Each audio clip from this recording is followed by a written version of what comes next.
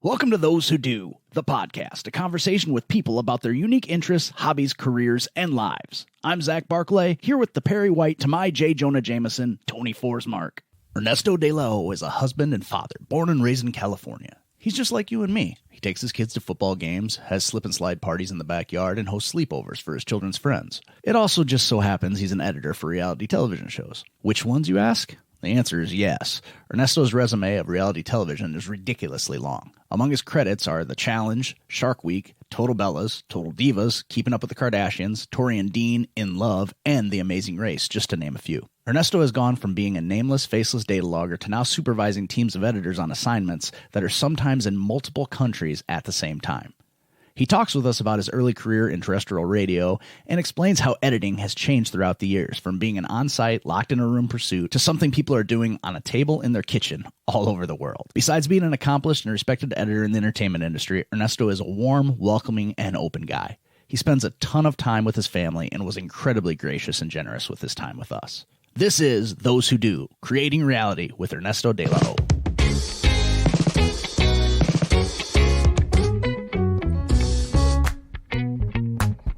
I can't live without TV. Yeah, I almost have that internal monologue where you're like, Arr. There you go. It's almost like we've been doing this repeatedly, and you should have learned how to do it. So my engineer here is having... that joke never gets old. No, it doesn't. No, it never gets old. Well. Never. Not co-host, not friend of 25 years, just the engineer. I love the dynamic. Yeah.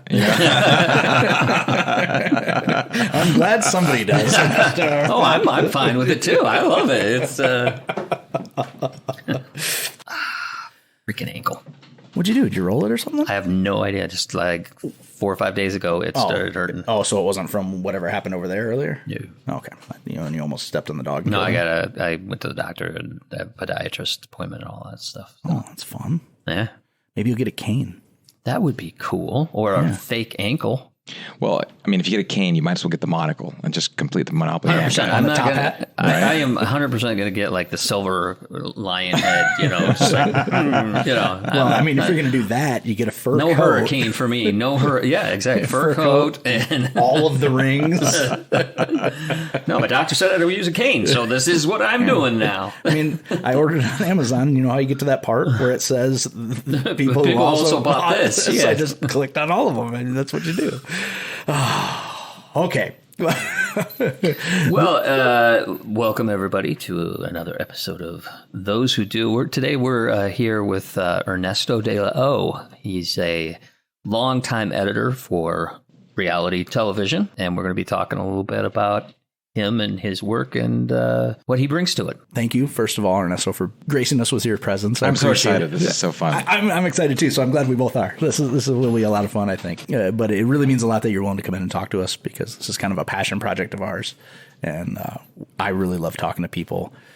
Tony's here. Well, that's awesome. I'm people.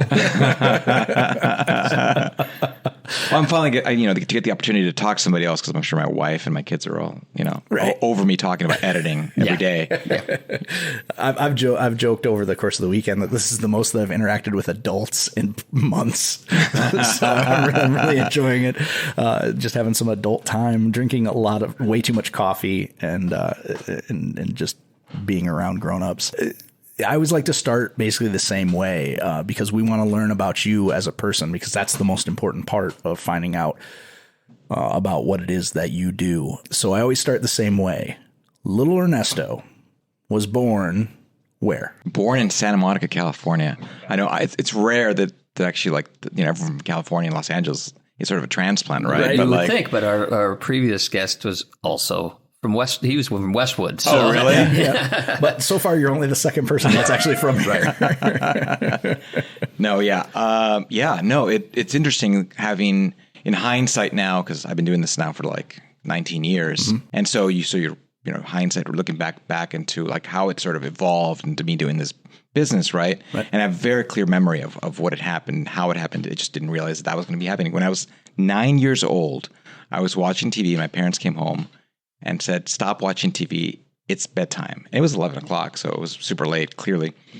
And I said, they made me turn the TV off, and I stormed into the living room. I said, I can't live without TV.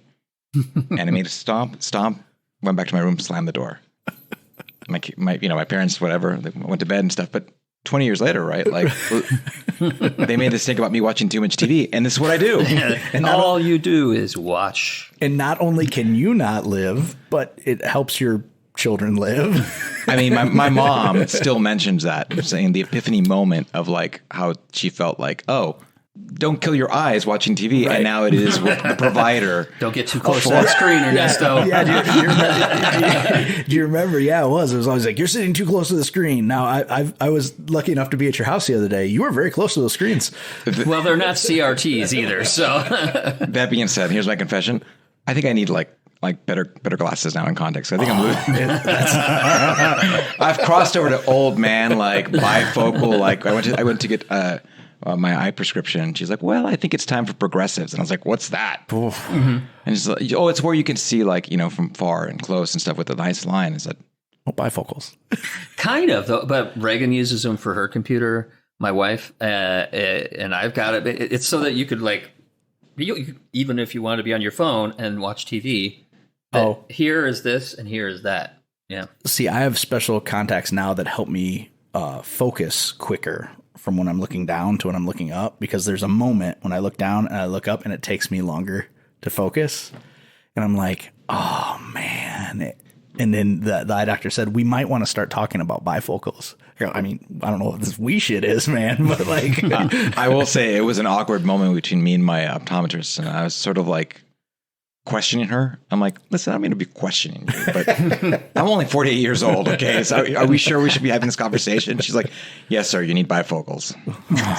I said, well, this is awkward because we're not getting them. When you say need, define need. Yes. I definitely deflected, and I stormed out of the lens crafters pretty much like I did when I was at 9 years old, when I was like, I cannot live without TV. You're like, I'm not having these bifocals. Bifocals.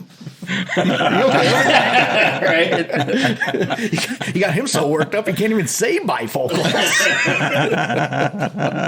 So there it was. So 9 years old, and then of course life happens, and it, nothing really like transpired other until like I think I was in 21 years old, and my sister was in high school, and she was in marching band, and said, "Oh, can you do a band video for us?" And I was like, "Band video?" She's like, "Yeah, you take you film all the events." And then at the end, someone, put all these images together into music, and it's a fun video thing. And the parent that usually does it can't do it this year because their kid's graduating. I said, well, sure, I'll figure it out. So yeah, and then so I filmed a bunch of things, and sort of, at the end of the year when I have these like clips of video, I'm like, what do I do with this thing now and stuff. So I actually had a friend who actually like did a little software like video editing, and said, oh, I'll help you, guide you along, and we had a blast for like 2 weekends in a row. We were just editing, and I was sort of like, he had no idea what we were doing. We just took Premiere at the time, and he was like, and this is how you do these things. And it was sort of open this thing, and like, oh, this is fun. And then I wanted to spend like hours working on this. It was just some high school little video for my sister. Right. But it was so fun to sort of create this, the montage, right? Like a bunch of images with music. And that sort of like sparked that curiosity of wanting to do it more and more and more and more. And at the time I was working in radio. I was trying to get into UCLA for music, and then also trying to work at a radio station in Los Angeles here. Which one? KLOS. Yeah. And so then I became like, I was really into the morning thing and doing the radio producing thing. And so I did that for like 4 years, and sort of I was all over the place, right, in terms of trying to like nail down what I wanted to do career-wise. And then I got laid off from KLOS because Disney bought it. Uh-huh. And they were downsizing, and my producer boss said, listen, unless you want to travel and live like all over the country, like there's just really little jobs in radio. And while it was fantastic to have like free concert tickets to everywhere and free swag and meet all these people and stuff, and so it sort of kicked me in the butt to like find a career. And I remembered how much fun I'd had editing, and I said, oh, maybe I'll just go back to school and go into film school. Did you ever do any on-air stuff on radio? Well, I sort of started as a screener for the morning show, and then as a producer. So like, because the morning show, Mark and Brian show, was sort of integrated into like sort of the family vibe of the radio and stuff. So you were constantly come into the room or come in the studio, put on some headsets and sort of talk about these things. And usually it was because things that like you didn't want to talk about in general. But yeah, so I still have my 97.7 KCRR, the classic rock station, for $7 an hour. Yeah. $7 an hour. I will tell you that my wife, I overslept one morning. So you had to arrive in the morning by like 5:15 in the morning on the dot. And so I overslept one morning because at the time I was trying to make a living. So I had 3 jobs. I worked at a bank, I worked at a Blockbuster, and I had my morning show job. And so I was exhausted all the time. And so at 6:15, right, half asleep, phone rings. And Mariah, my wife, answers the phone. She goes, "It's Mark and Brian, and you're on the air." That's and I was like, "What time is it? What?" And she's like, "Good morning, Ernesto. This is Mark and Brian. Your bosses." That is awesome. I was like, "I'm sorry." And then I started explaining things, right, like you would normally a conversation. Right? And then you realize that you're on the air having this conversation. So then you sort of like freeze because you're trying to quantify the fact that you're like having this like conversation that probably like millions of people on the radio do not really care about, but then they do because they're seeing the fear of my voice. Uncomfortability in your voice. And yes. Classic. That's awesome. So yeah, it was hilarious. Not for me, for them, I'm sure. Right. Mariah got a big laugh of it, but yeah. So what year was that, would you say? So I started working in radio in 96 and left in 2001. So it's interesting because like so my co-host, obviously they're long retired from KLOS and stuff, but like Mark, one of the hosts, wrote a book. And so it's sort of it was an interesting take. If you're part of Los Angeles radio, they were the, Rick Dees was the iconic radio of Los Angeles for most of the late 80s and early 90s. And then Mark and Brian came in. 70s even, yeah. And so Mark and Brian came in with a sort of like different view on radio and took it over and became like the kings of radio. For a good amount of like the mid 90s or actually early 90s until Howard Stern came in and sort of like wiped the country in terms of radio. Right. So I sort of was in this knee deep viewpoint of a show that was dealing with a lot of chaos and struggle within themselves on their own need to succeed when they were getting hit hard by Howard Stern. And so to the regular listener, they were like kumbaya, like they were like best buds, having been in radio for a long time. They were ultimate professionals in the fact that like on the air, they were like the best buds. And if you listen to them, like, wow, this is like the greatest thing. I want to hang out with them. And I was part of this sort of stressful situation, which was like they were never talking to each other. And it was very awkward. Oof. Many times, like, they come out of break, they go to different rooms. They would talk for about 5 minutes in the morning, and sometimes an occasional break, but that's it. And then they would have a post-radio thing, and that was it. And I didn't even realize just how tumultuous it was until like I'm reading this book now that just came out about just how it wasn't awkward. It was just like, it didn't feel cohesive, right? Like because you were dealing with 2 different personalities and their stress. And we were sort of the underlings of like trying to facilitate a show while dealing with their stress. Managing that. Yeah. And then did it just become that way because of the stress of Howard Stern coming on the scene, or had they always kind of had that relationship? No, actually they had a great relationship coming into Los Angeles and being dominant force. They were actually like, they bounced off comedically wise. They were just a great team. I think it was just that sort of inability to handle being at the top where like, being at the pinnacle of Los Angeles radio and then all of a sudden taken down and then not being able to manage that and sort of like essentially struggling to get back on top, unable to sort of have that conversation and saying like, we're getting our butts beat and we don't know how to do it. And so, what happened obviously was sort of trying to change things and re-evolve and reinvent themselves. Alienated them from each other. And they couldn't do it really. Like it was sort of, it just became much more of a, let's not talk about it. Let's just do it. But that sort of like stirs the pot for like this sort of separation, right? Where you're like, you don't know how to, and maybe they weren't good at communication in general, like, and being able to like talk about feelings and being, I think Mark's book said in the book is like, they just weren't able to agree that they got their butts kicked and just come up with a plan. And so they would throw in things, they would fire the producer. I think they went to 3 producers after that and sort of like, so it was just sort of chaotic to try to build and, so it was an interesting time, and then now from this book, there's, Mark was dealing with some other issues like panic attacks and things like that and stuff. And so there was a deeper layer to all this, of which we were never a part of. So, but it was, That's interesting to have a look behind the curtain of something you were experiencing. Like that would be it'd be kind of heady to like, you were there and then you're reading in this book about what was happening while you were there, to have this new point of view, perspective of what was happening while you were seeing it.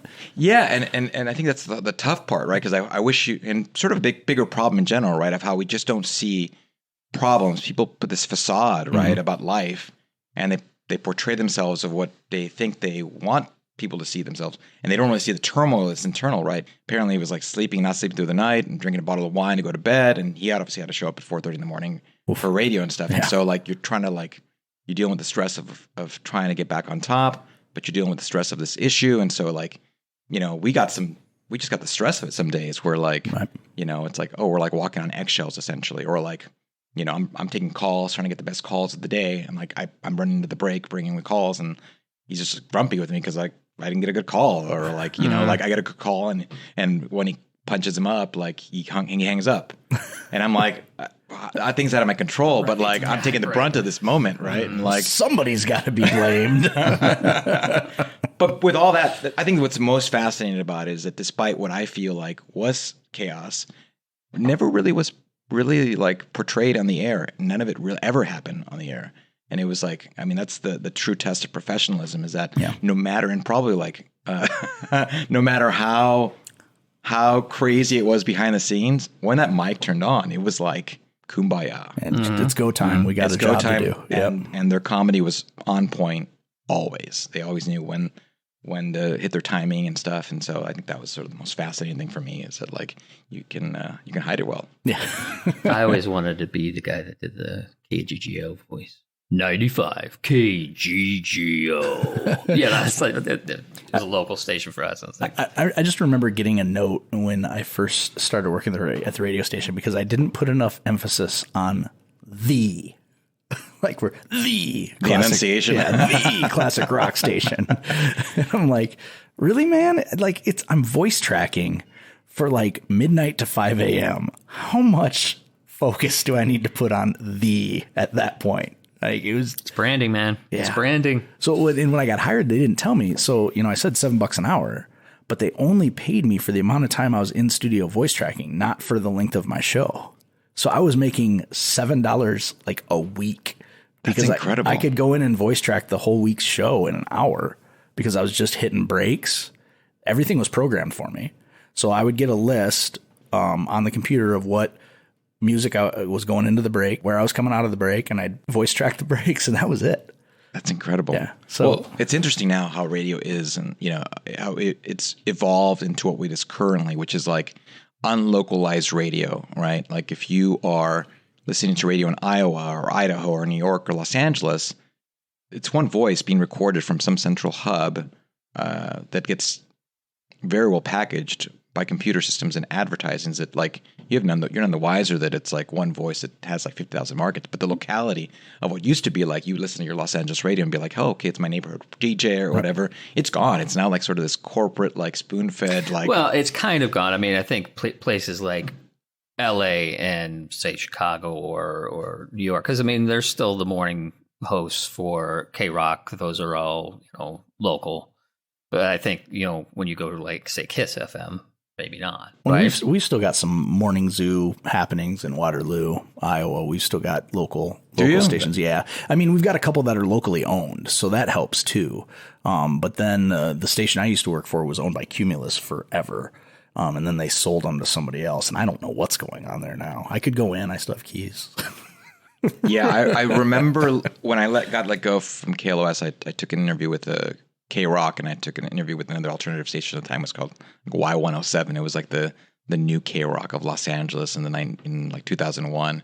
And I remember touring their studios, and I'd seen what I think it was called Da Vinci or something like that. But it was basically like the new software they'd come in and how it was all checkerboarded in terms of like automate, the sort of the computer, their version of now modern AI in terms of like being able to sort of like take one person, record about 50 breaks, and then lay them in a checkerboard that like they could run programming for the next 4 hours or the week and program it on a Sunday, and then they're done. Like, walk out and that's it. Yep. And that's what I was doing. I was programming my show for the whole week. So I had a show. It would start Sunday night at midnight. So Monday morning at midnight would run till 5, and then every day, Monday through Friday. And I would go in usually on like a Thursday the week before and voice track that whole next week.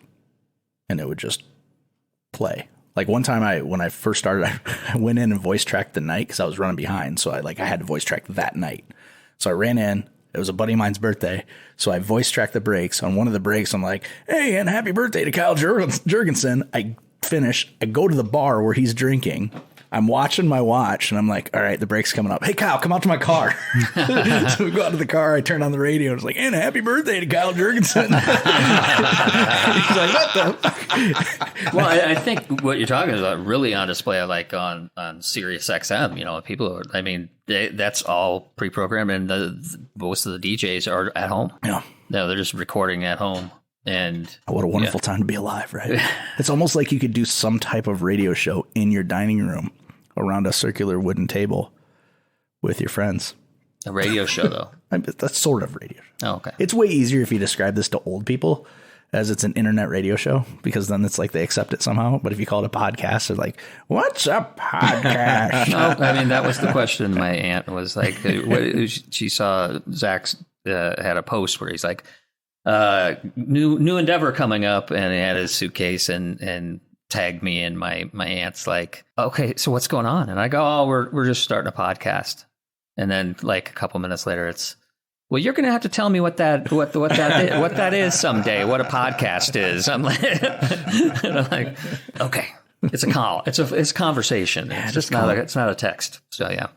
Well, it's fascinating. I think we're, you know, not to change the conversation or whatever, but I think, you know, dealing with how AI in the last week or so, or last month, has really sort of like, it's becoming like with ChatGPT and like all the AI apps just really rolling out for everybody to have, that like it's becoming this sort of like the topic of conversation. And so when we talk about how radio, what we consider as the change, right, the sway of radio now, I would imagine that they're going through this sort of change now where like, if you're a corporation that owns radio, how can I now save even more money? Because like, you know, I haven't working in TV, so I'm getting like, I've been able to preview the audio like duplication AI, and it is frightening in terms of how good it is. I heard tests and I could not decipher the real voice from the AI voice. And it's like, it's really, and we're at the first year of like development. I can't imagine just how much better, we talked about this, the algorithm, right? Sort of, you know, they can sort of finesse this sort of algorithm. In 5 years, it's going to be even better. Like right now, you need about 30 minutes to 45 minutes to an hour of someone's voice to get a good baseline for like, and then you can type whatever you want and have that read. It may not have the dynamic read like, oh, you know, 95.5, you know, the sort of the emphasis yet. But within that same application, you can have an option to essentially lay in your voice and your inflection. So if I wanted to say like coming up, you know, and then so now the AI takes your voice, lays the original voice over your voice, and tries to find the balance of the inflection.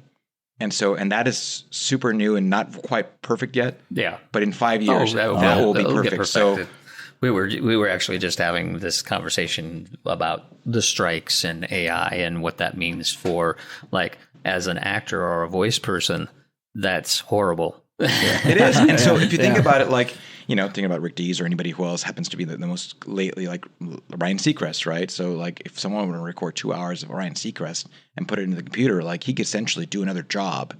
And as long as he got approval of what he said on the radio. And that's the point. Is he would never, ever have to be in a studio ever again and collect a paycheck. Well, then, but it also opens the door to, guess what? We can have Casey Kasem back because we have all the American top 40s from the last, 40 years that he did.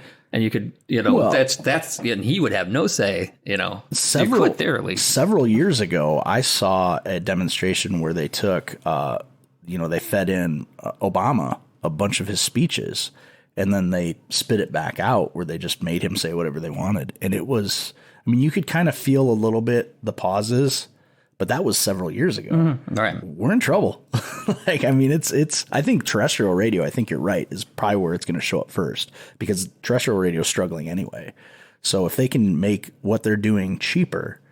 Well, I mean, look at Jack FM. They don't even have DJs. They haven't had them for years. Oh yeah.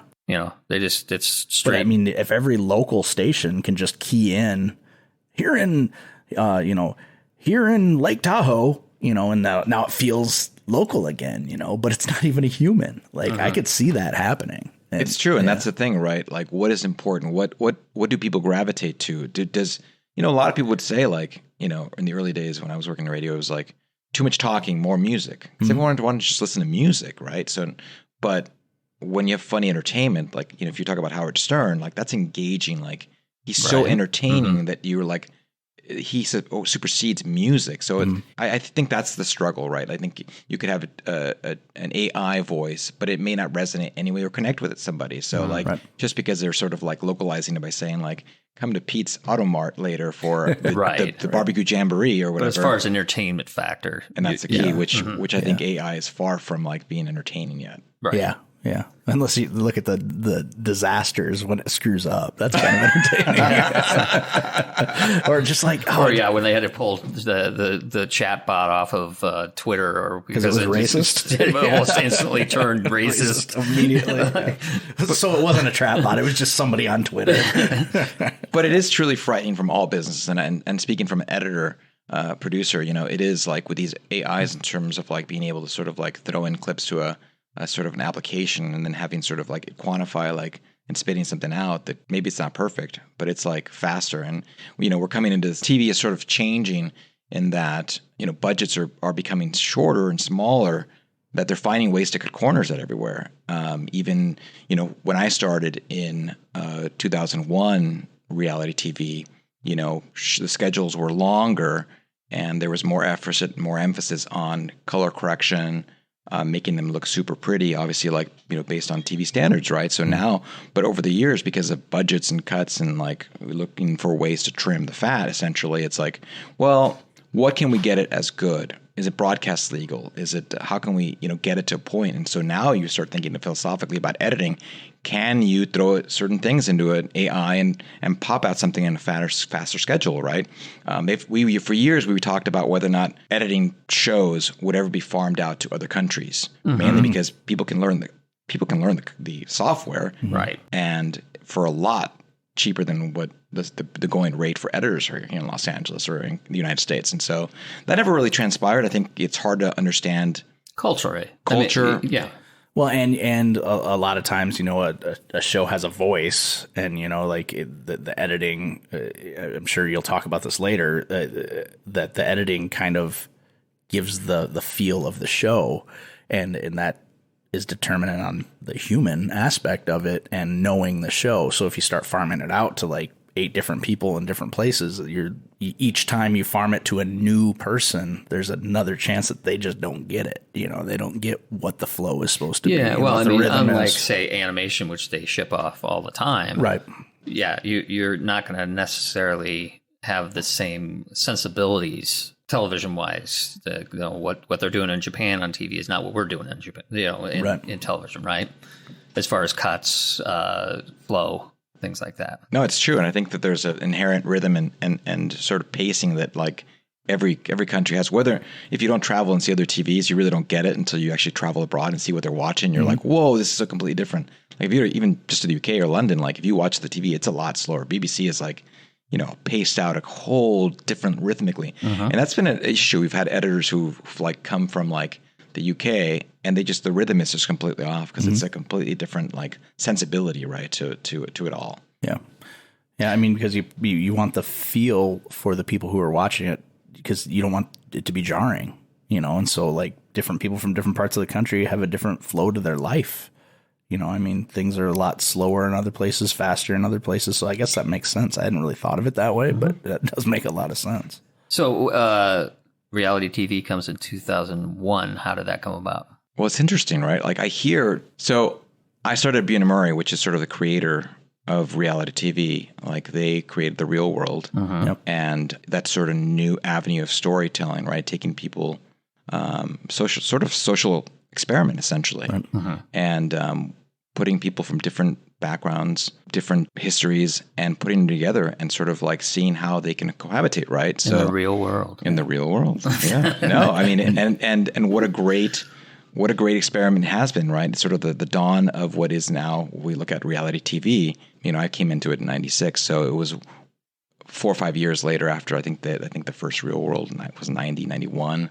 Yeah. And so by the time I jumped in, it was sort of already like diving in. I think there were multiple shows already being created, and the wave of it sort of saw as a new way of telling stories, right?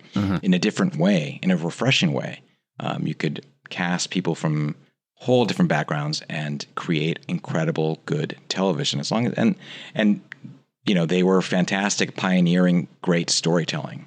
So yeah, it was like this sort of like, I came into it and not really knowing. I honestly, growing up, I didn't have cable because we couldn't afford it. Right. So it was sort of refreshing. And coming in from radio, I was sort of, wow, this is fantastic. And so I took a job. I just wanted to get in the door while working on my degree. And they said, entry-level job, logging. I'm like, logging? What is that? Like, I had no idea what the term was. And so I said, well, you're going to be watching tapes. And I was like, okay, well, that sounds like... I can't live without TV. This sounds amazing. Right? So fantastic. So like, I show up and there's like this TV monitor at a cubicle and a typewriter or computer and a bunch of these, this is going to date me now, but like 1/4-inch tapes, which are little blocks, right? And so you pop in a tape and you're going to watch this thing for half an hour and you're going to type in everything that you say or that happens in it, paraphrasing essentially. And you're going to use some keywords like if there's a specific angle, low angle, full screenshot. So they had these like keywords of things to write. And so it was fascinating. I'm like, okay. So then at first I was starting to type everything was saying. Of course, I never typed fast enough, but like I became a pretty fast typer. Right. But then someone like my first day, they're like, no, just capture the essence of what's happening. If there is a line or two that you can type in. And so I did that for a whole day and did the next day. And so this was like a 6-week gig of like this reality show. And it was quite fascinating. You were just watching what essentially was home video footage in real time. And yeah, that's what logging was. In that time, they would go film hours and hours of footage and it had to be logged. And there was no way to quantify all that stuff. Someone could watch it essentially like from the field and write notes, but like the actual like keeping track of how things were managed was this sort of computer program that was created called Pilotware. And you'd essentially like type it all out, and then some story person, some later would come in and be like, type out for searches later. You had a daily editor who would like take all the essence of the day and film, edit it down into like a day so the producers could watch it. And it's interesting to look at it, how that process is then how it is now. It is so much more streamlined. Then they really took the time to really, really make sure that everything was watched in a different way. So how was it? How was the things that you typed in linked to the video? Was it just lining up time code, or was it somehow digitally imprinting it onto the video? Yeah, it was connected time code wise. So as you typed and watched and you stopped it, it would have a time code imprint on it. So you would type in.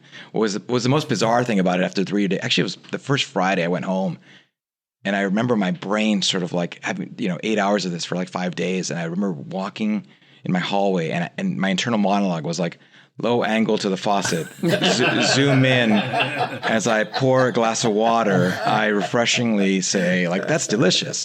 No, but it was like all encompassing, and it was fascinating because I was just watching these people, and it's even more crazy because like you watch somebody for like 5 weeks, and then you like get to like think you know them, right? Because you watch, you basically hung out with them for like 5 weeks.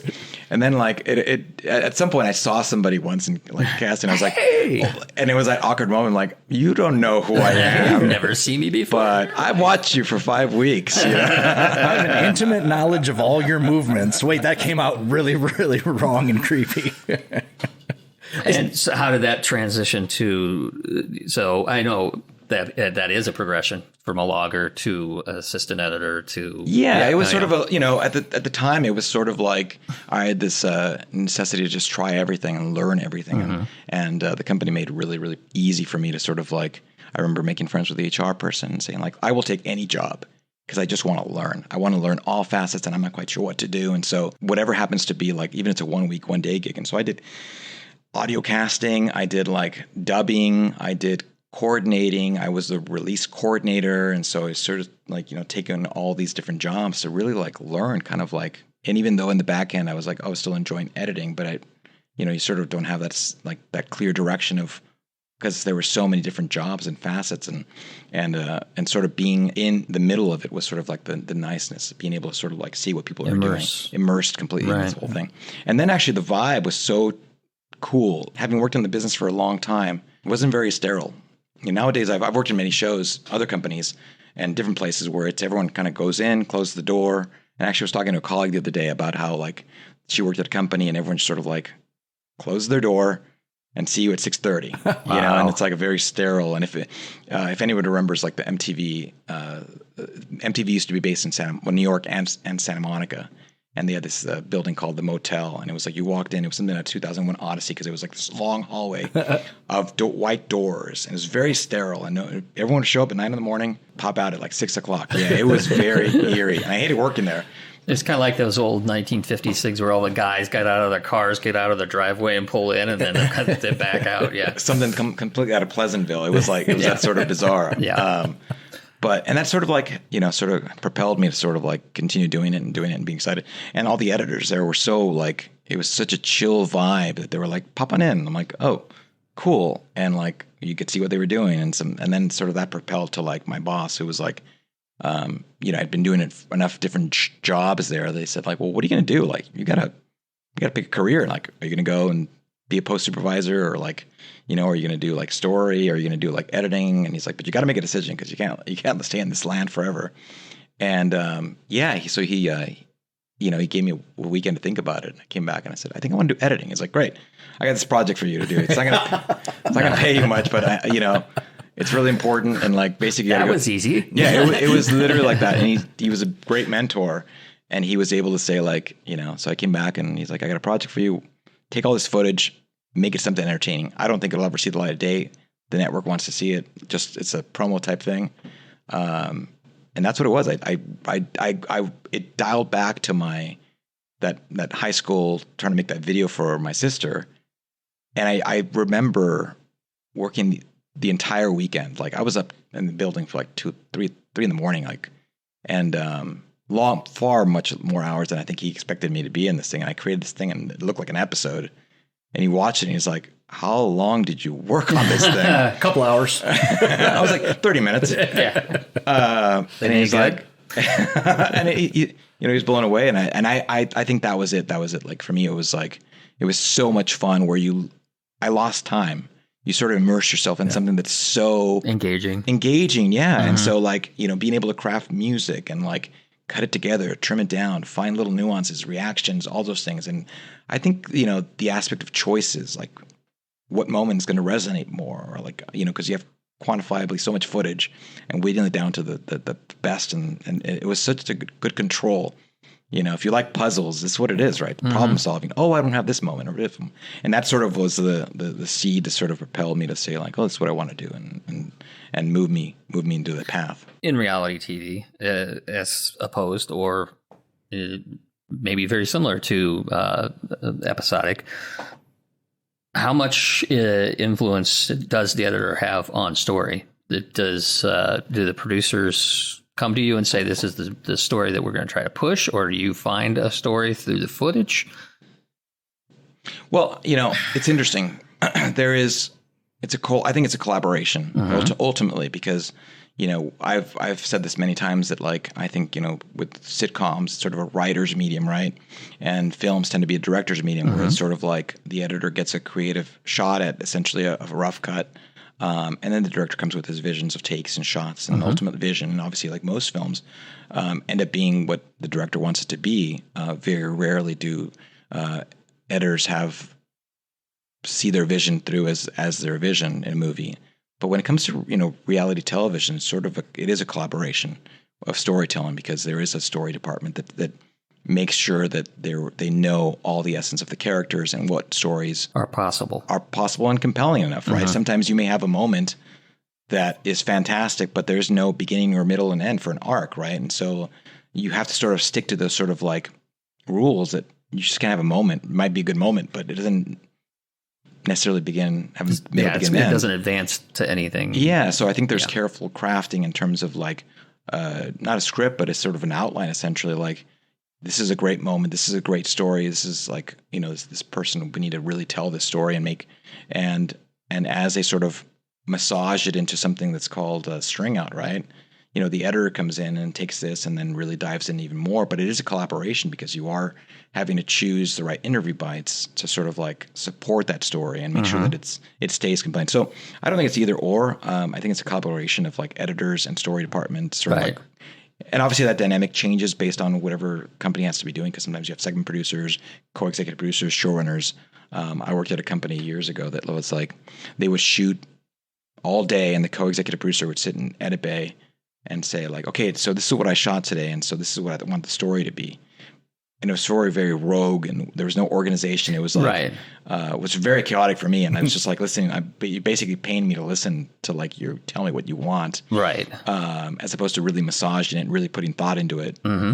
So, I think that aspect of like has been worked on a little bit better over the years. Yeah. I mean, and that's what I find fascinating about it is that you have an idea of what's, the format you have the idea of, but as the footage comes in, it's changing the story as it goes, as opposed to, we have a storyboard or we have, the script, weeks beforehand. So you could, as an editor, you can like, okay, I know what we're building, but you're kind of just going with the flow. It is. And sometimes it evolves, right? So sometimes it's like you go thinking it's one direction, but then you really start diving in and something that's a whole different other story. And so, crafting that sort of is, I think that's what, for me, from an editor perspective, like the most enjoyment out of it is I've worked on shows where like you come in saying like, this show is going to be a drama. It's going to be very intense. And we're going to come in scoring this way. And like, then like a week later, you already cut to a first episode and someone comes in and said, well, the network decided actually it's going to be a comedy.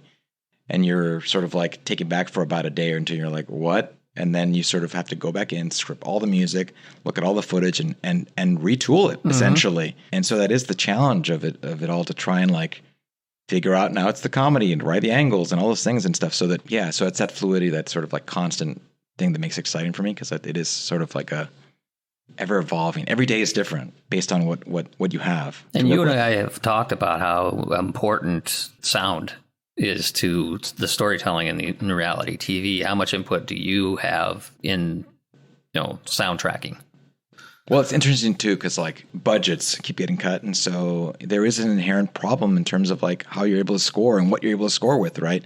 In the old days, films, you have a film composer who's able to like, you lay your picture down as a picture editor and someone comes in and rescores it and everything's scored. But nowadays, I think like, I always wonder how editors who've never had music background can score. To me, that's the biggest, like, I'm curious, like, have you had music background? Most people will say no. And I'm like, how do you know how to cut music? Because it's so hard. I had music, I studied music, so I know like time signature and 4/4 and 3/4 and rhythm and stuff. So essentially you're given a long 6-minute piece of music and you're able to say like, okay, well now I have to fit this into finding like, the bridge, yeah, exactly. Yeah. And sort of like finding the right, like, you just, find the right piece of it that sort of can, so it's not so jarring, right? Many times it's also like you're basically the composer again. So you're listening to different versions of it, some with stems and some with the bass and some with just the underbelly sync or whatever. So, and being able to sort of like score it in a way that actually works, it's very hard. And so I'm always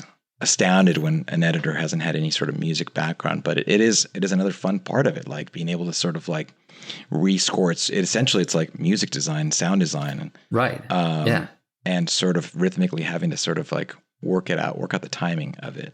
And it's another fun part other than just like the basic sound design too, which is so fun to like craft. But not to digress, because I always say like, the biggest problem too is budgets. Right. And so now we're having to deal with libraries a little bit and sort of less quality scoring. Right. Because you've talked about before, working for MTV is kind of a cheat sheet for you guys because you have access to some things that other places would not. Yeah, right? in the old days, up until recently, MTV licenses were, and I'm not the music expert, so I'm actually like continuously learning about just how much undervalued. My sister actually works in the music business now, okay. So I'm actually, pinging her on like, how does this work? And I've been asking a lot of questions because there is so much like the copywriting and the licensing and, from these shows that live in perpetuity, right? Like, to license a music that's going to be airable for a long time is is a hard thing to do. And so like, yeah, it's always interesting to see how we dive into that. Right. How much is borrowed and how much is created just for that, or what's out there that's, free range. Yeah. In the old days, you would get like a minute 30 if you did an MTV show, because I worked on shows like Parental Control and like all these other like this.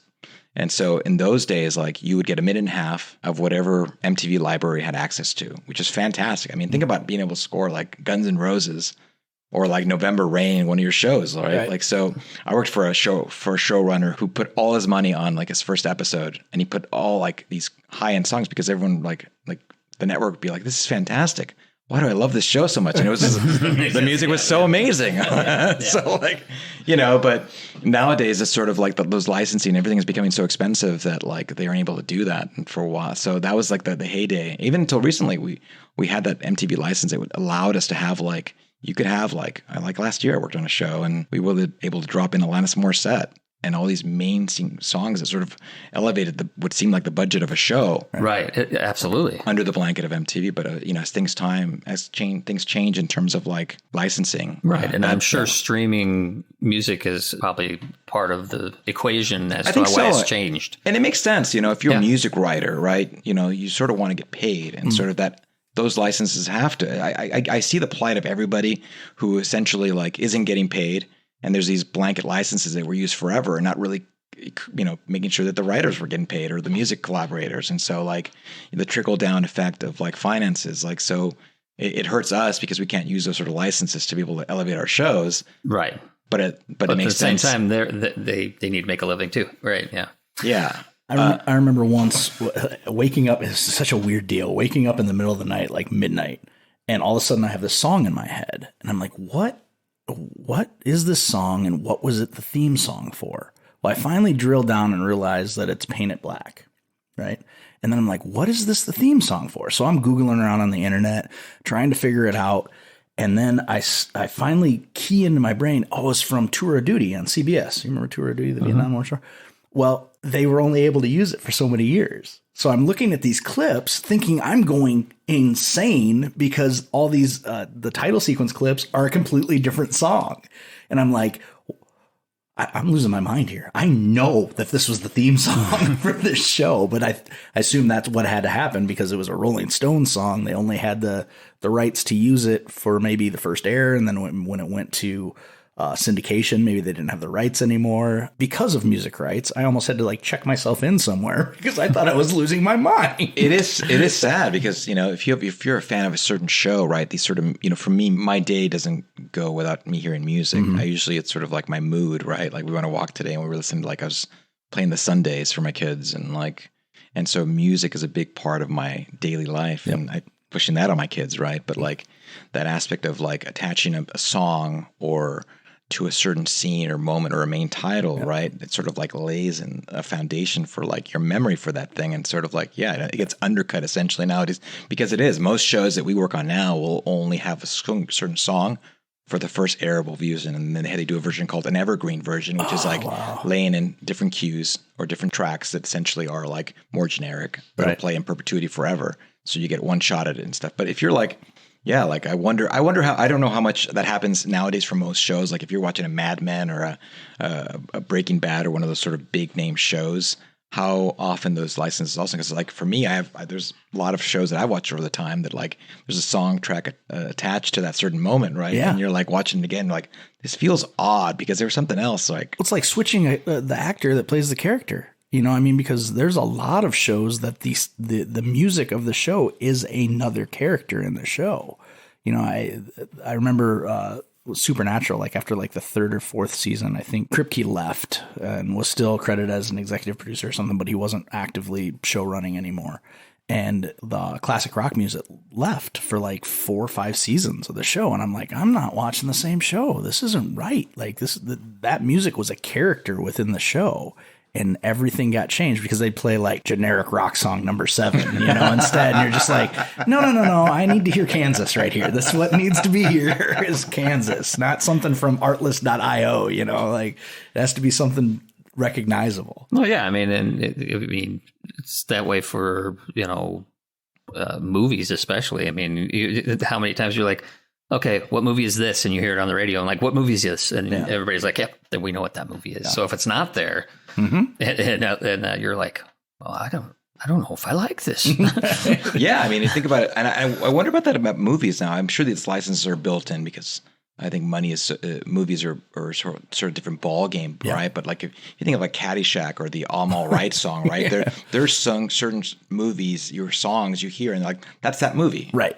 Well, and some of those, and probably still today, I mean, like Bond songs, they're made for that movie, so they're recorded, become popular, but they were made for that movie. But other times, like, James Gunn makes a playlist in his head and just puts it on and goes out and buys those songs. Buys the songs. Yeah. Can you imagine you're watching Top Gun and all of a sudden it's like, I can't drive 55 instead of Danger Zone? No, if you drive 55, you'll fall out of the air. What are you talking about? Yeah. It's so important. And I think that speaks to why editing is so important, is that the changes in the evocative feel are tied to the show itself. A show will have an editing feel. The Real World had a very specific, especially that first season, had a very specific feel to all of the cuts. Like it was this weird kind of grungy, almost jump cutty. Like you could feel it happening, and it was jarring, but it worked. And that's, again, the editing was a character in the show. It was something we hadn't seen before because we hadn't ever seen what they were showing us. We had never seen reality TV before. So it was very important to it. And I think a lot of shows are kind of like that. And that's why what you do is so specific and important, because it can change the entire feel of a show if it's edited differently. I mean, I'm speaking to the choir, but like for the people that are listening, like I want them to think about that so that they don't discount. Everybody's like, oh, the actor's important, the director's important, but it's like, no, the editor's really fucking important, guys. Like, that's really important, because if they're not editing the right flow, everything gets discombobulated. Yeah, and with regards to that, and going back to the music a little bit, is that there is a sense of awareness of time stamping music, and we went through, not now, but like about 5 years ago, this sort of point of trying to score shows with music that didn't seem to timestamp the day of, and that's coming off of like having edited shows like in the early 90s, where you sort of like, if you look at the Real Worlds or the Challenges or those sort of reality shows, they had a lot of music of that particular year, System of a Down. And so you could go back and be like, oh, I know what year this was, because you would be like, this is the soundtrack of that year. And so in the mid, like probably like 2006, 2007, they went through this whole process of like, let's score more cinematic so that there's no timestamp to these shows, and so that they resonate longer, so that viewers don't have a specific, year attachment to a show. That's changed a little bit, and it sort of bounces back and forth, because I think that there's that necessity to make shows topical. That, and also just like, there's a lot of shows now for like Paramount Plus that we're doing that like have a sort of a time nostalgia to it, right? And so as we're bringing certain characters back for the shows that resonated in the early 90s or the mid 90s, and they're bringing them back now, and sort of like bringing music of that time, so that sort of like, resonates for the viewers. Essentially, the people that can afford Paramount Plus are the people that like of that time period, right? So us, essentially. Yeah. And so like, well, and I can see value to both ways, like, because nostalgia is so overwhelmingly positive. Like, I wouldn't want to go back and watch season 3 of The Real World with just some like generic non-timestamp music. I want to fit with whatever's happening. I mean, nobody's pulling out an iPhone in season 3. So I know when it is, like, so, like, let's go ahead and leave the music in, granted, there's probably some stuff that's not, that you don't want to date, but gosh, I don't know. I mean, I'm kind of, maybe it's just because I'm an old man stuck in my ways, but I like the music to be left. I want it to be the same music. So you've worked on some of these challenge shows, right? Yeah. And then also some, I would say like Big Brother type of situations as well, like where, people in a space. Yes. I mean, the basic concept of like most shows. But the challenge shows are slightly different, because there's that activity that's going on. For sure. Right.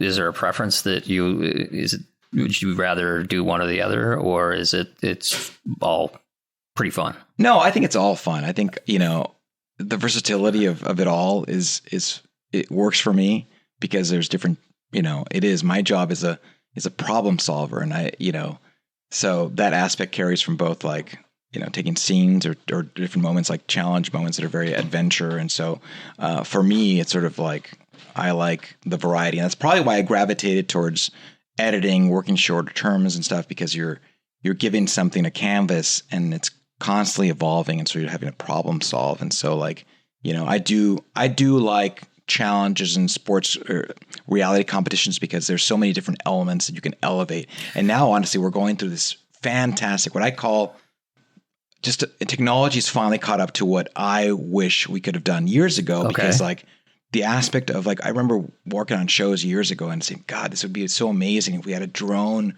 or a high elevated camera in terms of like, we would have to do jib and, in the 90s and early 2000s and stuff. Everything was shot with a jib or a big crane essentially to get a big shot. Yeah. And so, those shots were very limited. And so now I remember even like in the last 5 years ago, I was saying like, they have drone competitions now. And so like, these are fantastic people. And I was like, God, we should get drone people to shoot, put a camera on there and film this stuff. And now in the last year, I am seeing shots that I dreamed about. Actually, I was very excited. I was telling a couple of editors, I'm like, we are so lucky to be working in this time where budgets are getting cut, but we are seeing shots that I dreamed about where this drone comes out of the sky and gives you a real close-up shot of a person. It and elevates reaction. The product just by having that Hollywood over the top view. It's so incredible and exciting, and I think it's what I think like is awesome about technology, right? Because we can linger in these shots that like,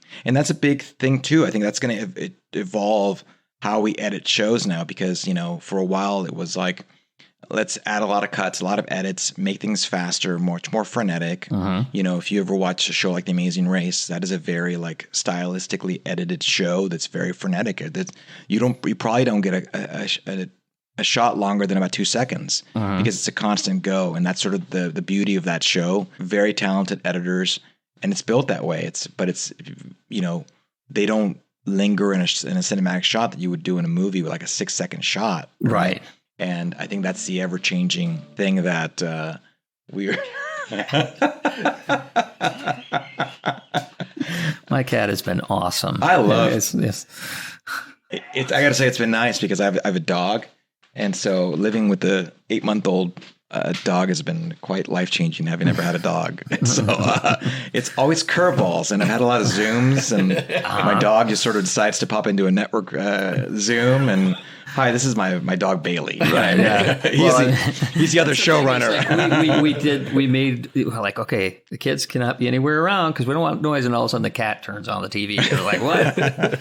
Well, the cat can't live without TV. So. Yes, that's stormed out. And no, but to bring it back, it's a fun time to be an editor, especially if you're working on reality TV shows, because like production value is being raised inherently by technology. By technology. Yeah. I mean, LED lighting in itself, and be able to shoot more cheaply at night is a thing, right? I mean, and get good quality light without having to bring out a bunch of, heavy power sucking equipment is probably, And it lasts longer. I mean, it's not as disposable, LED lights last so much longer. I mean, even with photography, like the cheap lights that I can get that are pretty good quality that would have been $500-600, 10 years ago, or like $200, like it's insane. Like how LED has like changed everything. Dimmable, all that stuff. Yeah. I think the biggest problem now is probably like shooting maybe too much, it's kind of hard. Mm-hmm. Yeah. You're able to, because of GoPros and you can mount cameras everywhere. Yep. And now you can shoot slow-mo in these GoPros and stuff, which is an inherent problem already, because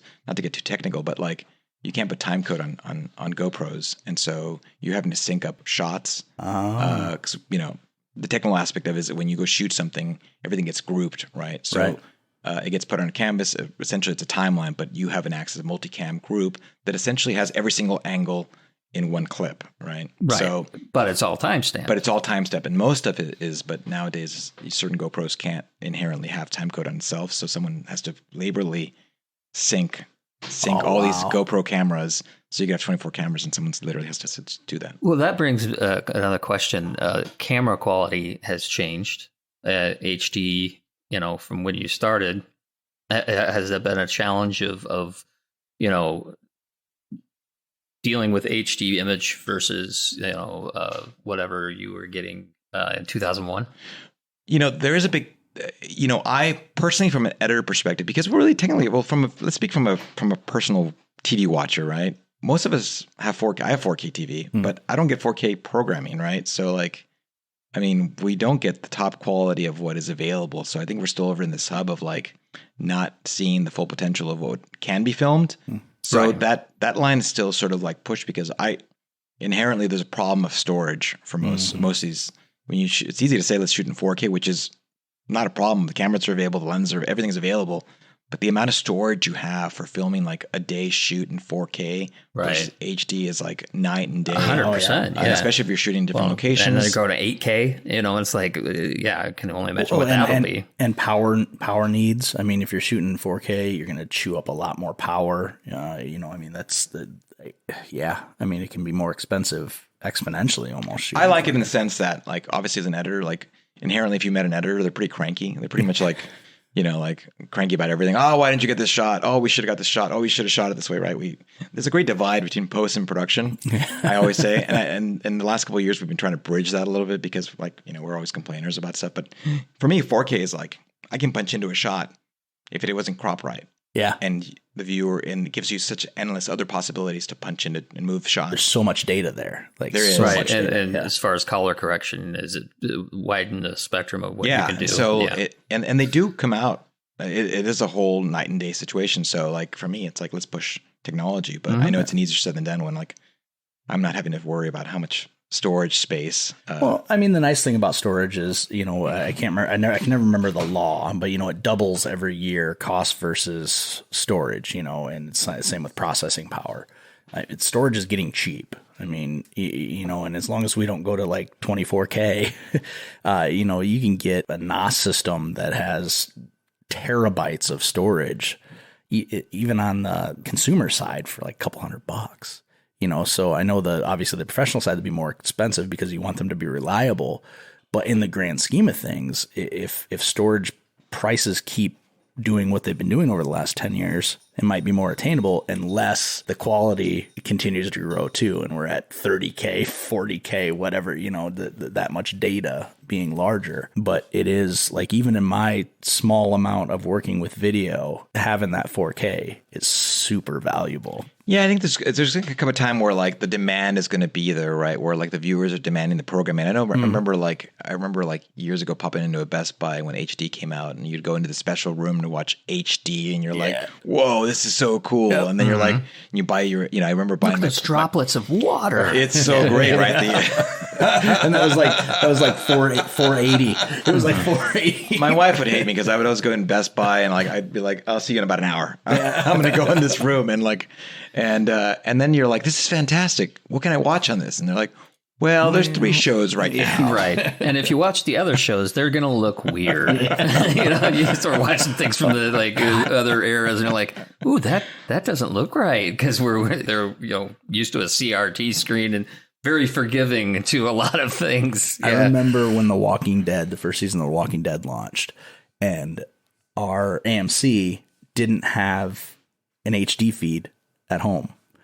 And I turned it on. I'm going to get settled in, got my popcorn, got all my happiness. And I start watching. I'm what the hell is this? It's somebody smeared Vaseline all over the lens. I could barely make out what was going on. I'm this is garbage. This is not okay. I've been waiting years for this. Oh, I was so I almost cried. It was so bad. But on the reverse, if I watch something that I used to watch in the 70s, and I'm yeah, that's the way it should look. And then you watch it in HD. And some of it's shot at a higher quality than it was ever broadcast. And then you're ooh, that's weird. It almost looks fake. Yeah, it looks fake. Yeah. You can really tell, oh, that's a set. Yeah. Yeah, it's so interesting because I was my colleague, she's a big Buffy the Vampire Slayer. Yeah. I never watched. Sounds like she's good people already. Right? Yeah. No, she's fantastic. and so I watched the first episode, I was hooked. But then I was also trying to find the quality of it, right? We're living in this high technology time, but the way that we're now able to watch those old shows. Like I was watching The West Wing the other day and I'm like, but I don't remember it being that bad of quality. So is it, why can't we, what? Do I need to get, I almost thought like this morning, I was like, I wonder if I should go buy an old TV just to watch those old shows. Or Because can I program my, to go into like 220p, whatever, just like pixelate it a little bit. Have you ever tried to hook up a Nintendo 64 to a flat screen TV? It looks like absolute garbage. Like it's like, I don't even know what game this is. It just looks like blotchy splots all over the place. You have to find some kind of a converter to even smooth have it. it. Yeah, it's terrible. Oh, it's so bad. I got to dust out my old Atari 2600 and see what that does to my HD.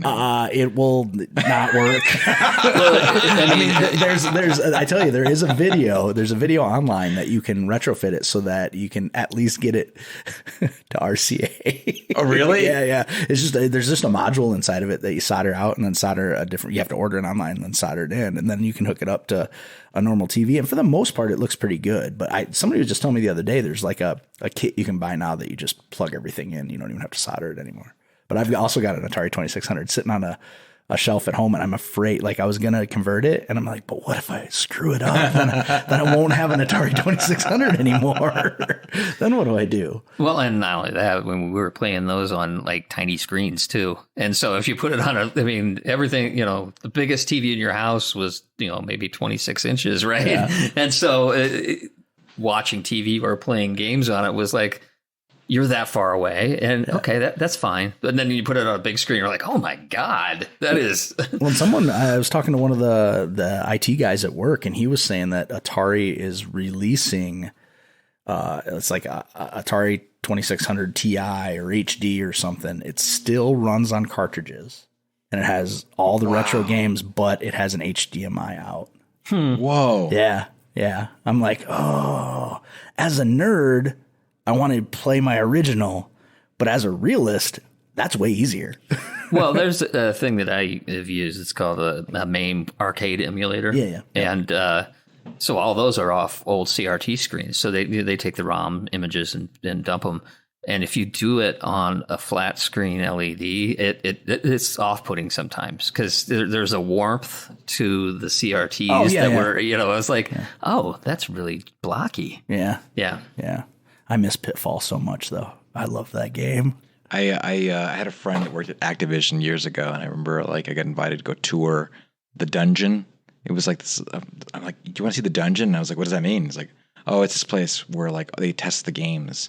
And so I remember going to the Activision building in Santa Monica and popping down the elevator. It was like this down floor, and it was like this dark room with couches and monitors. Oh, wow. And those guys must have been in there for days. I had a friend who did that. Days. And I was like, these guys get paid? And he's like, oh, yeah, they get paid a lot of money. They get paid a lot of money, but they got to log a lot of stuff, too. He doesn't mind logging. No. I just remember one guy was like, yeah, I have to spend most of my day trying to find out if I can fall off the map and where I can find him. He's like, he's running his guy along the edge of the map the whole time, seeing if there's any holes in it. I can think of many worse ways to spend days. Most of them I spend 8 hours a day, 40 hours a week doing. Yeah. So, I got to think it's maddening, too, because what if your job is to obviously test to find the flaws of the games, right?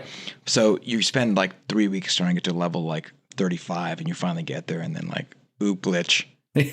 I found it. It's probably even more maddening knowing the way that software is these days. If you're reporting 6 flaws, the game releases and those 6 flaws are still in the game. Oh, we'll fix it in an update in 6 months.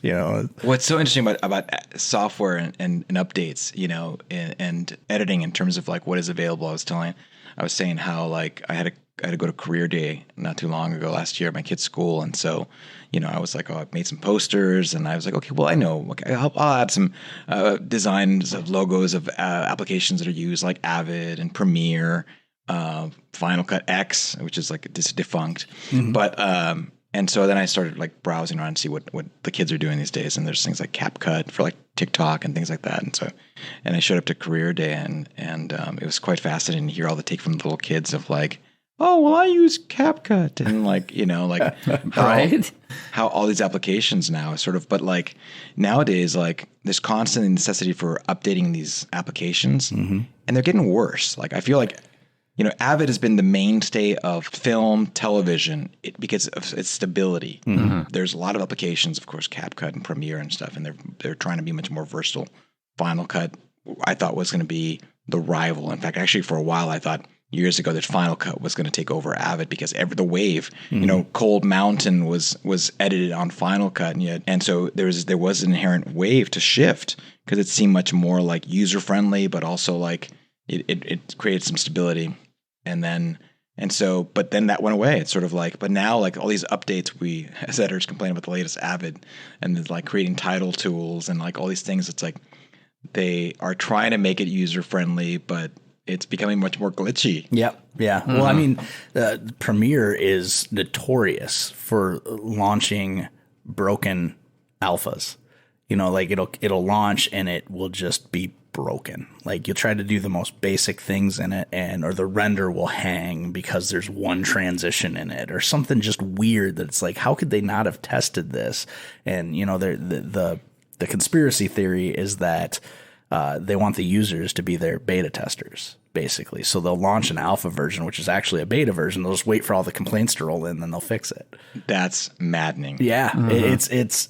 Luckily, I haven't run into as many problems, but because they've got their whole suite. So Photoshop, a lot of the professional photographers are infuriated, but it's like the industry standard. Yeah. You can get GIMP and there's some other versions of stuff out there, but they don't have the processing power and they can't do what Photoshop can do. So all these professional photographers are kind of stuck on Photoshop, but the minute a new version comes out, for the most part, nobody touches it because they're like, if I upgrade to this version, if I update to this version, I won't be able to do my workflow because something's going to be broken. So you wait till like the third version update on it so that you can actually do your job. That's scary. Yeah, right. It's messed up, but they know they have a stranglehold on certainly the photography industry, and then I think you notice it less. I've heard a lot of people who use Premiere complain about it. I haven't seen it as much, and Audition is fairly stable. I haven't really seen a lot of problems in Audition, but for what they charge for that suite of editing programs, it should really come out stable. Well, that's the fascinating too about cost, right? If you think about it now, like when I started, there's a big rig. It was like a big heavy machine. You couldn't just bring an Avid to your office. It wasn't like a laptop. Right. You had the hard drives in itself were like big stacks that had like 2 gigs, and it was like 2 towers. So, right. Yeah. But nowadays, that's the most fascinating part about it, and I think keeps us all fresh. Right? We all, as an editor, you sort of have this inherent ability of like your last edit is your best edit. Right. So you continuously have this underlying belly pressure to keep up, push the envelope of keep doing things because, applications, you can get Avid for like $30 a month in the suite option.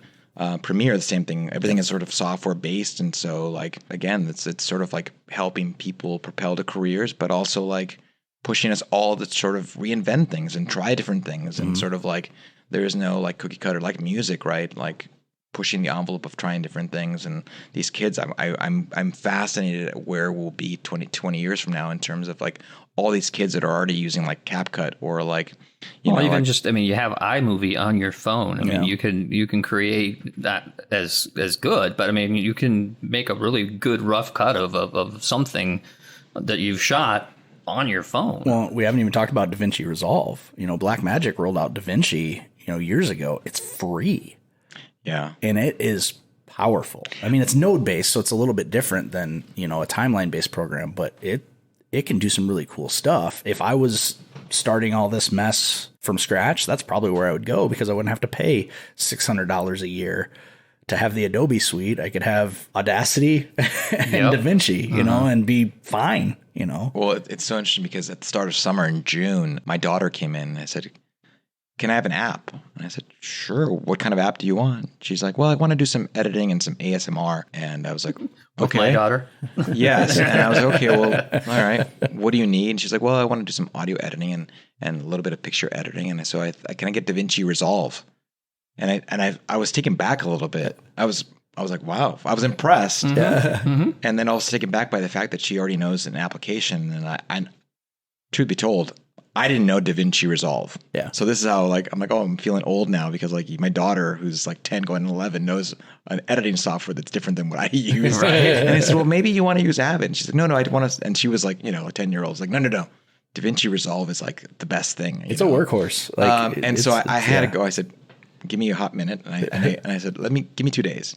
And I watched a bunch of YouTube videos on DaVinci Resolve. And there's some funny ones actually you can watch where like a DaVinci Resolve guy tries Avid and is like goes crazy of how inefficient it is. I can't do anything. Everything is wrong. So but it is. So it's like it's kind of fascinating to see how like all these kids are now using like these different apps. Yeah. I think it's interesting because I had another editor friend who's like he doesn't update often. Like he'll stay with the 5-year-old version because he knows how it goes. And he's like, I don't. They add things and it's not in the right place anymore or something. It's like, and he's like, I'll retrain myself every 5 years, but not every year. I'm always afraid I'm going to miss something. I've got that FOMO. You know, like what this new text-based editing, or like I want to learn these new things, and then immediately I'm like, why am I learning these new things? What I was doing worked before. That's where he's at. He's like, with it, I can do what I'm tasked to do with what I have. It's so true. It's almost a memory too. Like I still have the same muscle memory functions for my keyboard that I've programmed probably in 2005, and they haven't changed. And maybe with a modification or two, it's the same muscle memory, which is why I can do everything super fast, right? But like, it's really fascinating to watch other editors sitting there and you look at how they do things and how they even manipulate. It's the brain. Like I remember sitting in my early years shadowing an editor, and he would take his timeline and slice it all, and nothing would be locked, and then he would shift things over, and I was like, why are you doing that? You're gonna mix your slide everything. It's gonna come out all. He's like, no. I just have that one line that gives me the marker, essentially your guiding point for all your tracks, and so nothing will ever seem sync. And he's like, that's crazy. And I said, you're crazy. And it's interesting how the brain works and everyone functions in different ways, and sort of like you for me, it's so you sort of get stuck on a certain way and you don't want to change things. I remember learning Final Cut, and I was like, oh, okay, fine, I'll do it because that's the wave and stuff. But yeah, you don't want to change things up because you're like, you like what you like. Yeah. And like you said, you can do things in a efficient manner. However many years, these are the keystrokes. That's absolutely, it. And that's what you go with, right? Like, at the end of the day, it's like whatever feels comfortable, and then you're like, What's really maddening is like I'll watch a video, like a workflow video. Like I feel like I could be more efficient, so I'll watch it and I'm like, wow, that's a really cool workflow. And then I'll try to adapt it, and I'm like, I don't like it. Yeah, I like my beautiful disaster over here instead. Yeah, I almost have that internal monologue where you're like, like. Well, I mean, it's almost like having your favorite mouse, and you grab another one that doesn't have that button on the side. You're like, I can't do it. It's too soon. Okay, too soon. That happened to me yesterday. I was trying to edit some audio, and I kept reaching for a shortcut button that I don't have on my travel mouse, and it was driving me nuts. It's so different nowadays because we're all remote. Most of the industry is remote, and so like in the old days of like working in the office, someone would be like, "Okay, I need you to work on this quick change right now, but you're going to go into Avid 3 or whatever, Avid Edit 3, and you pop in there, and you're like, you're sitting down, you're like making a move, and like you're dealing with somebody else's settings, and you're like the hotkeys, and in those times, and that's nowadays, but now you'd have a showrunner or EP. You would edit on the fly, which I think a lot of editors don't have nowadays, like that peer pressure. I always see newcomers now, and you're like, you guys have it so good. In the old days, you would sit in edit bay in this big suite and there'd be a big couch, and people have salads and lunches and stuff, and you're like one chair, one desk, and a big monitor having to make these changes on the fly while having a small conversation, right? And so you'd pop in, you have this executive producer who'd be like, yeah, we just need to make this quick track swap. And I'm like, yeah, no problem popping in. And then you're like, I don't have my settings. Yeah. And you're like trying to do basic functions, and it's like you don't know how to edit, and you're looking like super like, and the showrunner's like, can we do this? Can we do this already? I'm like, sorry, do not have my settings. And so I'm like, I remember having like an AE, and it wasn't like technology wise, because something could be simply just like brought in really, really fast. And so like you're there trying to do your keyboard settings, and you're like, I just can't function like this. And so, and I don't edit every day. So like I have my settings, but I have to relearn them every time because I was like, I'm getting old. Like every time something new comes in, it pushes something old out. So it could have been last week, and I would have had all my shortcuts and been flying through a project. And then a week goes by, and I sit down and I'm like, I need stickers. I need stickers for my keys. I need stickers because I don't remember. It's so funny because my keyboard died like last year, and so I had to just take whatever Apple keyboard was around the house. And my son came in and he said, "Where's your keyboard?" And I said, "Oh, this is my keyboard." And he's like, "Where are the colors?" You know, and it's like, "Oh, I don't need it." He's like, "You don't need it?" I'm like, "Nope, I'll just like you know." But like he was like, "Oh, the yellow does this, and the red does this, and the blue does the lift, and all these things and stuff." But yeah, it's all muscle memory nowadays and stuff. But yeah, I don't miss those days of having people in my, you know, like I remember. Back. Yeah, I remember first day, right? You show up, and most of the editors would start a couple every Monday, and they would all the coordinator would be like, "Okay, you can pick an edit bay, which one you want," and I would always pick the smallest edit bay without a couch by design. Nice. And they're like, "This is so cramped. There's a nice one that's like big and open. It's got a window and a big couch and big." They was like, no. And he's like, "Why?" He's like, "Because that's where the producers want to hang out, and I do not want people hanging out in my office." and so I'd make it almost the most uncomfortable thing. Like, and sure enough, like the editor would be like, "Pick the nicest big suite." That's where the showrunner hang out all day. And it's the most awkward thing to like edit with a person in the background, because they're like, you know, they would sit there and be like, "Oh, that's not quite right." And I'm like, "Yeah, I'm editing here, so like this is trial and error situation and stuff." So like, yeah, those days of like, it's the nice part about it now, being able to like work from home. When you were telling me about, because of people are working from home, that people in different time zones, having different editors in different time zones, especially with reality, is somewhat beneficial because of the amount of footage you guys pour through and when you get it, right? Yeah, so that's the best part. Like, obviously, like, I mean, I like it not having to drive 3 hours to, you know, back and forth, an hour and a half each way to work and stuff. But now, really, like, you can move anywhere and be really flexible to producers, which is fantastic. Like, we have an editor who is working in Norway, and so, you know, we're in Los Angeles, and so like, as we get notes in the morning, producers can quantify those notes, make thoughts, adjustments, figure out what they're going to do, problem solve.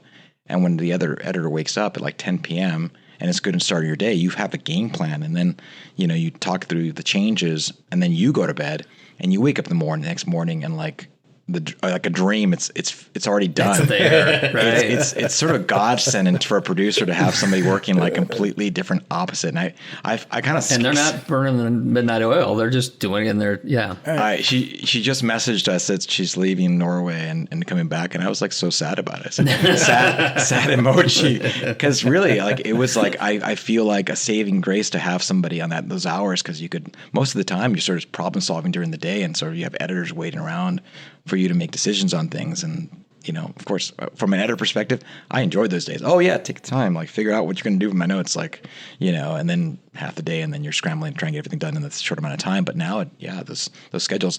I have an editor friend who works for a production company based in New York, and so like, you know, their East Coast editors wrap at 6:30, and if you know an East Coast editor, we talked about this, that like they're rough around the edges. You ask them to stay past 6:30, they're like, "No." You know, are you serious? I'm out of here.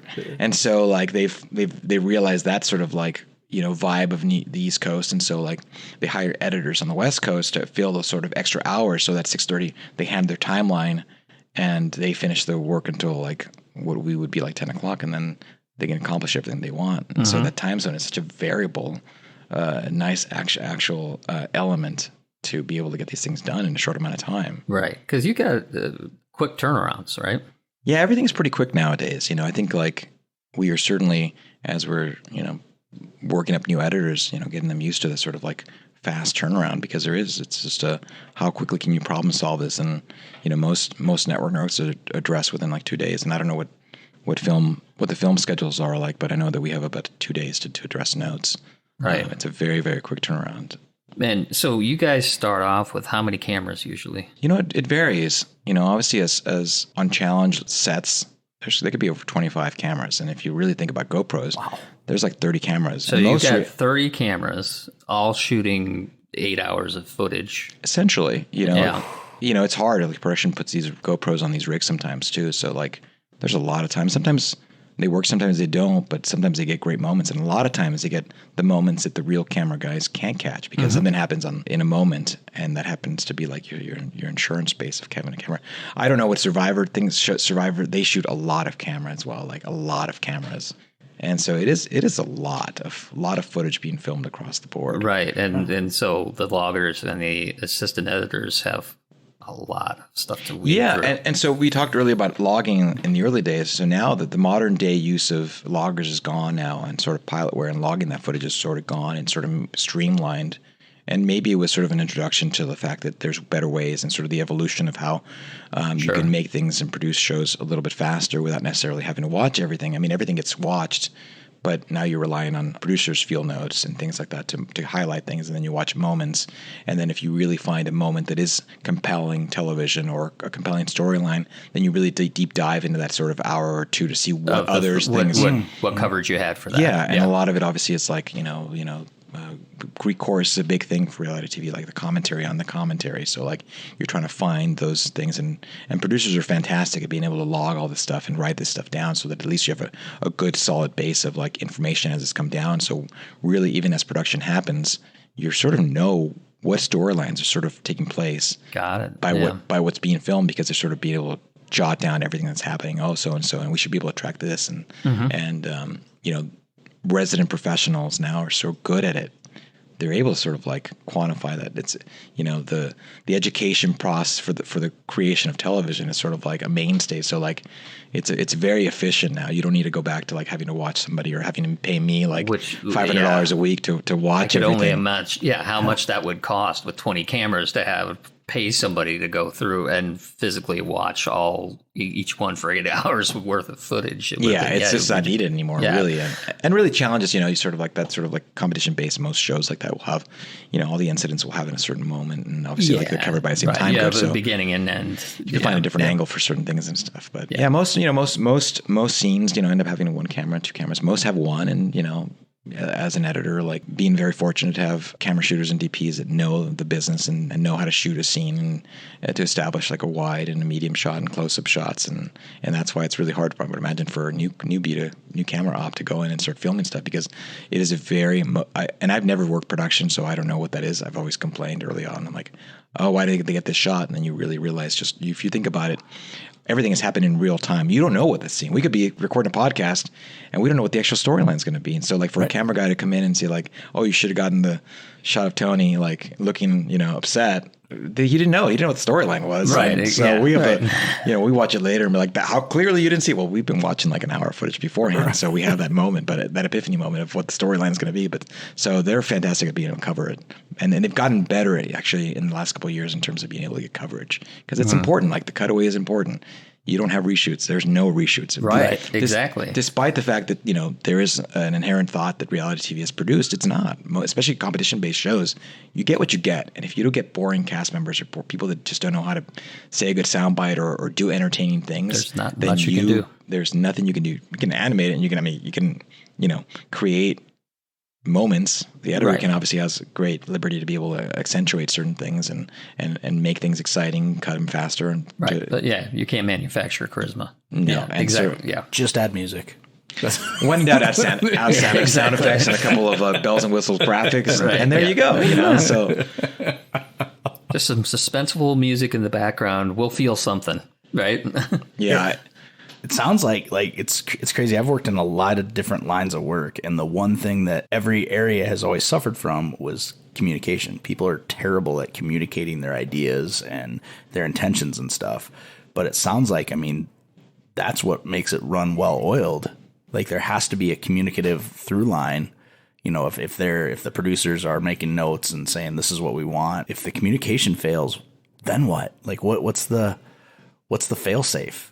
Well, thankfully for us, who gets hired has a big to do in terms of like knowing the show, knowing what have you done in terms of like experience, right? That's the be all end all for us, is that, I think we talked earlier about bridging the gap between post and production. And there's across all shows, I think there has been an inherent divide, because like, the added notion of like, we'll fix it in post, and that comes from the fact that production it's an entity and post is an entity, and they don't generally talk to each other, other than your showrunner who bridges the gap, or certain producers that sort of like bridge both sides of it, right? But it's one thing and the other thing. And so, in the last couple of years, we've been really having those conversations of the pre-production, right, aspect of like, this is what we expect. This is what was a problem last year or the last series. And this is what we need to sort of make changes on that will help us help you. And having those conversations, like, honestly, because you mentioned, Tony, that there were so many different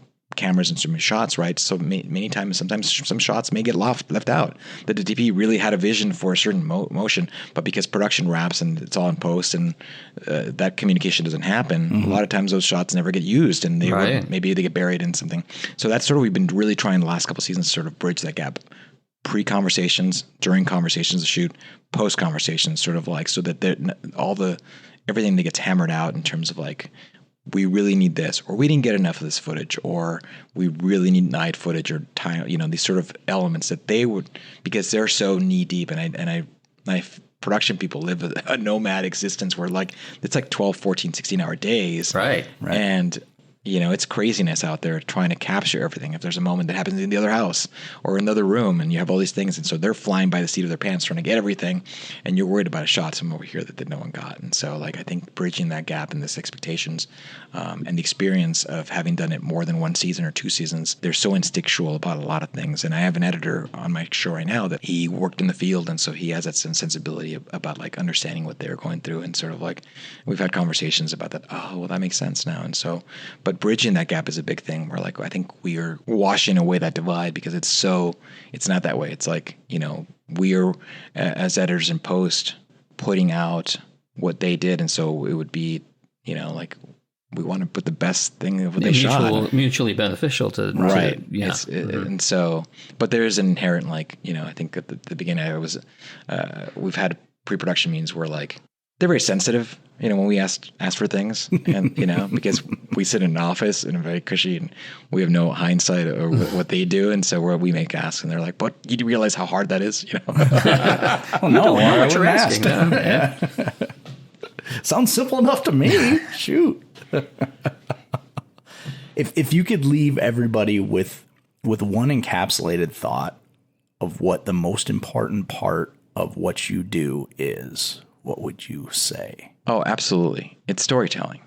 Awesome. What encompasses what we do. People ask me that. Well, what do you do? Well, yes, I put images together and I score them and I make moments, and they can be funny and they can be dramatic and they can be exciting or sad. But above all, it's like, what's the story we're telling? That's the biggest thing about an editor is that you take whatever material and you make it compelling. And if it's somebody's story, that's it. Without a good story, it's not compelling. It's not entertaining. Right. And not engaging. You need to have a story, something that you're trying to tell.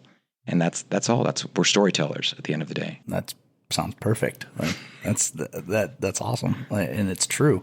I can't express enough how thankful we are that you came in to talk to us, Ernesto. It's been very informative, eye-opening, and a lot of fun. It's so fun. Yeah. I love it. I would speak hours and hours upon hours on it from different, because it really is all encompassing. I always have conversations about the fact that, maybe I talk to somebody who will become an editor, right. Like I will someday retire, and that inherent energy or excitement about it will be the next storyteller who can make me cry, right? Or tell me a story when I'm an old man sitting in a retirement home and watching this, and it's a compelling story, and I'm like in tears. I'm like, what a great editor. Well, and I've never heard an interview with an editor. I've never heard anyone talk to an editor and be like, hey, what do you do? Can you explain it to us? And frankly, most of the people that listen to this aren't going to be industry people. They're fortunate enough to hear your step-by-step of what it is, so that this is probably their first exposure. They've heard the term and they have a loose idea, but now you've given them the information to like, this is what it really is. So that was my hope with this, that people would finally be able to hear and appreciate what you do. And peel back the curtain on what people do and what they actually do in said job. Yeah. And I will say that, above all, if anybody is actually ever thinking of becoming an editor, and so you have to be really thick-skinned, right? Mm-hmm. We're critics. We have to take criticism. The constant evolving of an editor is to re-edit and make many changes upon changes with a smile. And that's the hard part for a lot of people because they can't take criticism or feedback. And, you're being tasked to re-edit something. And so there's an inherent personality trait that you have to sort of have to be that editor. Yeah. That resonates because that's what, you could be the most fantastic editor and have the most important vision of doing things and editing things. But if you don't have the ability to work with people and collaborate and have that sensibility to take someone's vision, even though you feel like it's wrong, and make it happen, then you're not going to survive in this business because it is a very personal business and you have to be in a room for somebody or communicate somebody's. And so that to me is like the be all end all. You have to have the right vibe. That's a great outlook too. I mean, not take it personally and to do the best job you can do. That's a great outlook, man. I really appreciate that. And most of all, I just thank you, man, for what you do, and thank you for sharing it with us. So fun. Thanks, guys. Thanks.